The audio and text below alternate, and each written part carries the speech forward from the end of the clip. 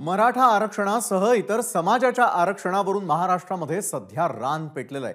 हेच सुरू असताना जातनिहाय जनगणना करण्याचीही मागणी होतीये।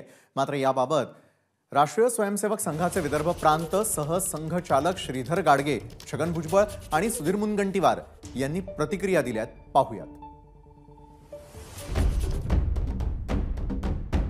एकीकडे आम्ही जातीचा उहापोह करणार, जातीनिहाय मोजणार आणि दुसरीकडे म्हणणार की जातीभेद नष्ट झाला पाहिजे।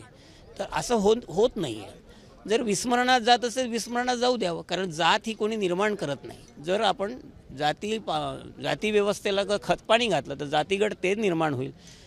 संपूर्ण जगामध्ये अशा प्रकारची जातीगट तेढ राहून देश कमजोर करणे हे काही योग्य नाही। म्हणून संघाचं असं म्हणणं आहे की संघात जाती आणि ह्या व्यवस्था काही मांडल्या जात नाही। जातीचा विचार पण संघ करत नाही आणि त्याच्यामुळे जातीगत मोजदाद करणं हे काही सोयीचं नाही असं आम्हाला वाटतं। मराठा समाजाच्या बाबतीमध्ये ते जरंगे म्हणाले काहीतरी 6 कोटी आहेत मराठा समाज, असं काहीतरी त्या दिवशी मी ऐकलं। काय कमी जास्त 6 कोटी आहेत। आता 6 कोटी जर म्हणजे ते 50% झाले आणि 50% मध्ये बाकीचे सगळे समाज, मग आता ते कसं काय खरं म्हणायचं? मग होऊ द्या ना, ते 50% आहेत का? ओबीसी 54% आहेत।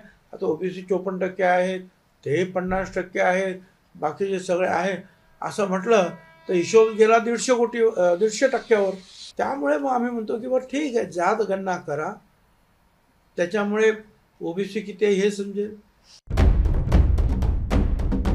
जातीय जनगणना बिहारची मगाही असंच वाटत होतं, पण जेव्हा माहिती घेतली तेव्हा जातीय जनगणना होत नाही, ती सोशो इकॉनॉमिक कास्ट सेन्सस आहे।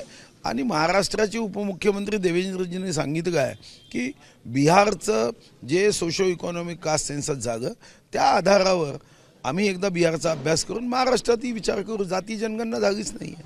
और इसलिए हमारी भी ये मांग रही है कि सही में कौन सा समाज कितनी संख्या में है, ओबीसी समाज कितनी संख्या में है, एससी समाज कितनी संख्या में है, एसटी समाज कितनी संख्या में है। ओबीसी समाज 27% पकड़ते हैं तो 27% के ऊपर हमारा कहना है कि जो भी जनगणना होगी उसमें 50% के ऊपर ओबीसी होगा या और भी समाज बढ़ते गए हैं।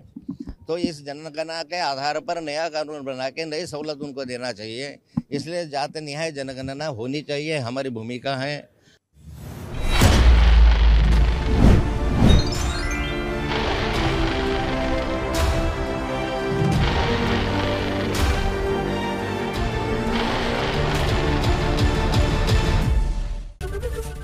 एबीपी माझा, उघडा डोळे बघा नीट।